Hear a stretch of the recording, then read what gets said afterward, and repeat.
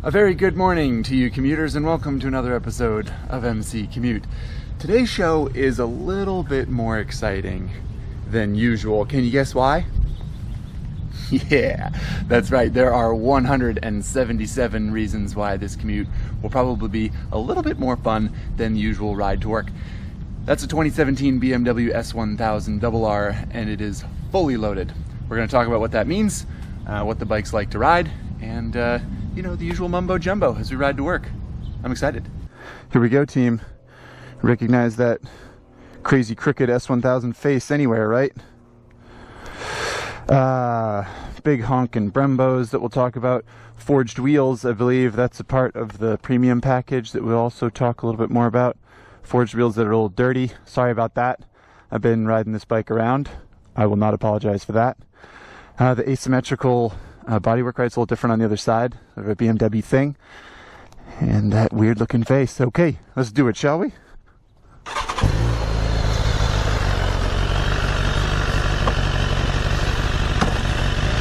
So the basics for the S1000RR. You got a 999cc inline 4. The engine architecture is not particularly special, but a little bit of BMW special sauce, I guess, in the tuning and engineering, and it is for some time now widely agreed upon as the most powerful of the 1000cc superbikes, which is nothing to sneeze at because it is a category where there is an awful lot of horsepower on tap. This guy's gonna let me go. He's so nice. Got an electric car. Thank you so much, fella. One area where the S1000 has never been particularly good is weight. This one weighed in at 467 pounds on our scales with a full tank of gas. So that's not crazy heavy, but it's also not real light when you compare it to a Panigale or even an R1, which is 440 something, I think.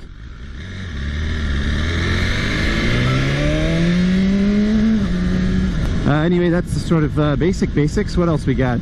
4.6 gallons of fuel, I think. A 32-inch seat height, approximately 32.1, I think. Yeah, pretty basic measurements, really. We'll talk a little bit more about ergonomics in a minute here. This is Velcro that was used to put a lap timer on for track testing, so don't worry about those little guys.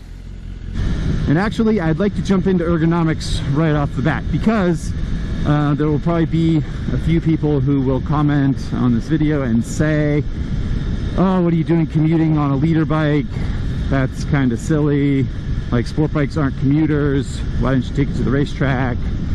Blah, blah, blah. But this show is about riding to work, and that's what I'm doing with this bike. And the truth is, lots of people do that on sport bikes every day. And the reason I want to talk about that with the BMW S1000RR is that it's actually pretty comfortable. It's consistently one of the most impressively comfortable sport bikes that I ever ride. And that's saying something because a lot of sport bikes just aren't really comfortable. You know, they build them for the track, and that's the end of story. But the S1000 really is not bad at all. 32-inch seat height is not crazy tall. You sort of sit down in the bike a little bit. The reach to the handlebars is, I don't know, I can only describe it as appropriate. It's not wildly cramped on your wrists, but it's a really nice package, and BMW should get a lot of credit for that. When you ride it on a racetrack, it is, you know, you do wish the seat was a little bit higher, and it does feel a little bit heavy. It's always a compromise in a category like this. That's the way of the gun. But as a street bike, it's really good considering how comprehensively amazing it is as a sport bike in general. So I guess bottom line with all that is that I happen to love this bike, but I think it's worth pointing out its flaws and its sort of positives, because I do know people, typically smaller riders in my experience, or ones that don't really like the S1000 very much. I think because it's a little bit heavy, and I don't know, maybe the ergonomics aren't great for them. You will not see me using the clutch very much on this commute. The S1000RR has auto shift both directions, So it's a quick shifter up, and when you go down, check it out, boop, boop, boop. From fourth to first, no left hand. So really just when you're at stops is the only time you need to use the clutch. And some people have complained that the downshift function on this bike is a little bit clunky, which is fair, but I don't know, for me it's pretty good. Dash and who's it? I guess we could talk about that. There's an awful lot of information.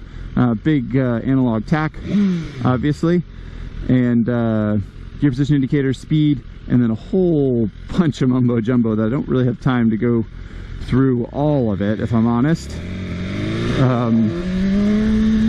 But there's lean angle, which it keeps track of your maximum lean angle, as well as trip meters, of course, the clock, of course, coolant temperature, of course. Yeah, you can cycle through all that mumbo jumbo here. You can do range to empty, which is nice. Yeah, it's got a lot of features.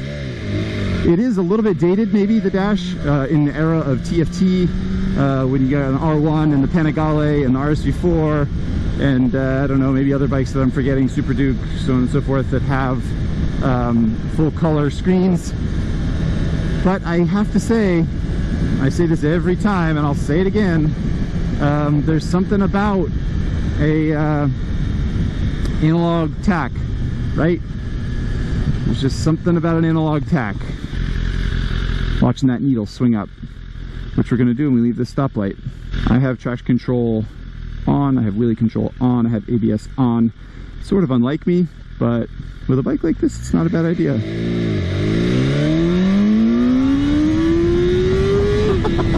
Holy shit!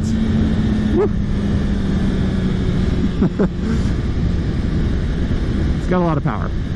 The premium package that I was talking about, this bike comes with an awful lot of very BMW features too. Auto cancel signals, for example, which is I don't know, it's not super fancy or anything, but sort of something that you don't always see on motorcycles.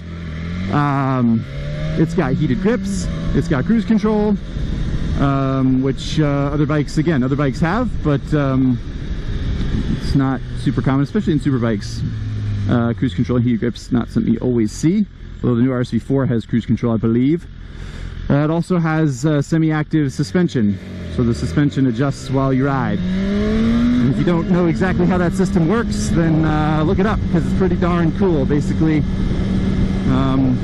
like 50 or 100 times a second, something like that, I don't remember the exact figure, the suspension decides how to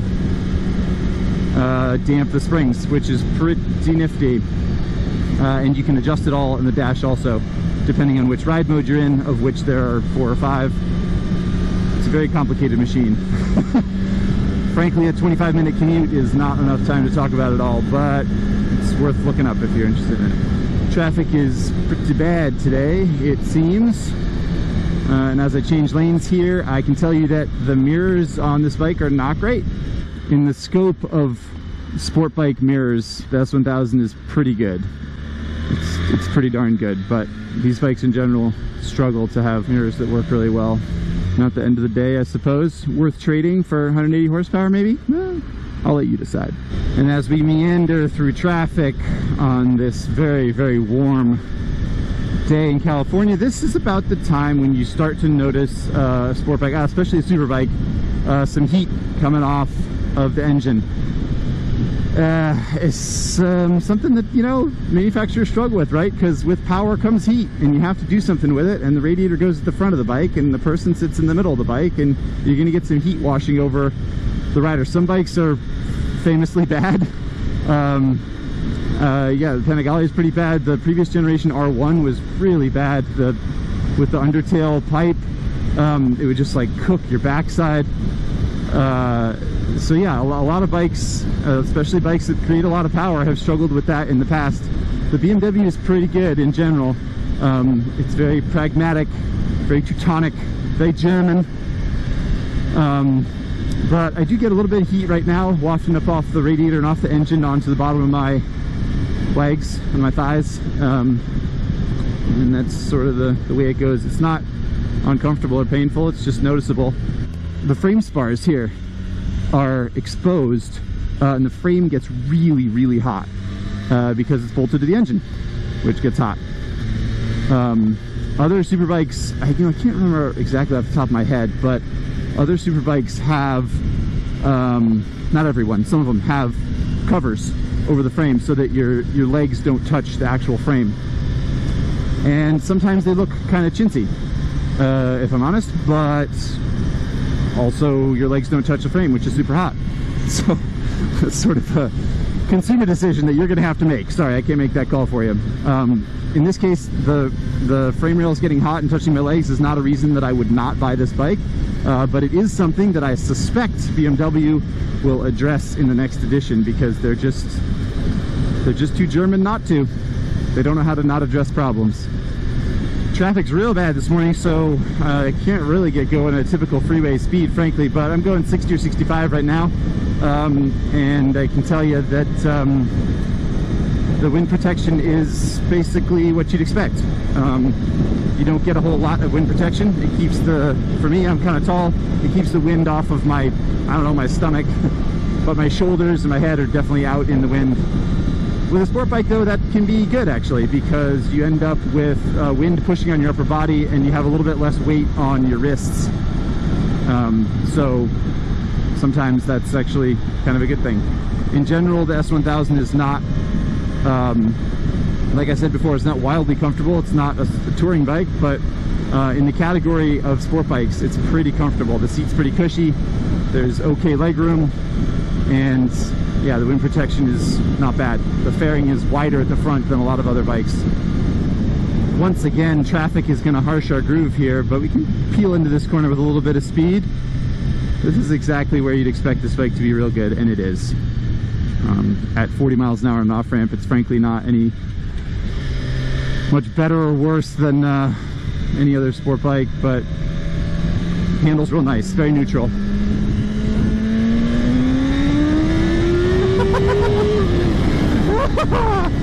Oh my god, it's so fast.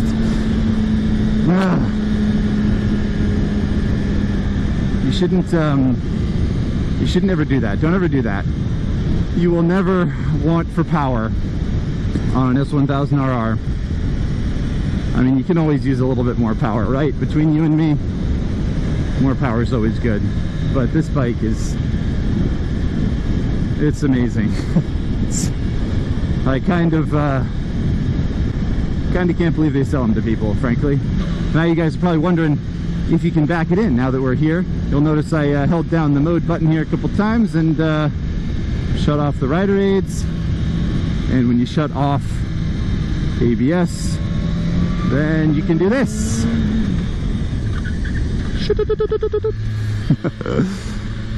Yes, you can back it in, because you can shut off ABS. Thank you, BMW. I do appreciate that. But you'll notice that for my whole commute I had it on, because I think ABS is a good safety feature. I am pro ABS, but I do like it best when you can turn it off, because yeah, it's fun to do that stuff. So pricing, speaking of buying and selling S1000s, basically starts at 16. But if you want the premium package with all the mumbo jumbo, you're going to pay almost 20. Woohoo! Yeah, this bike as tested is 19 and change, I think. 19.4 or something like that, 19.5. That's nothing to sneeze at. It's like, it's a fair amount of money for a motorcycle, if we're honest, right? But you do get a pretty nice machine for that money.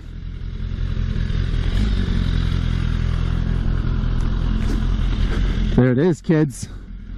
S1000RR.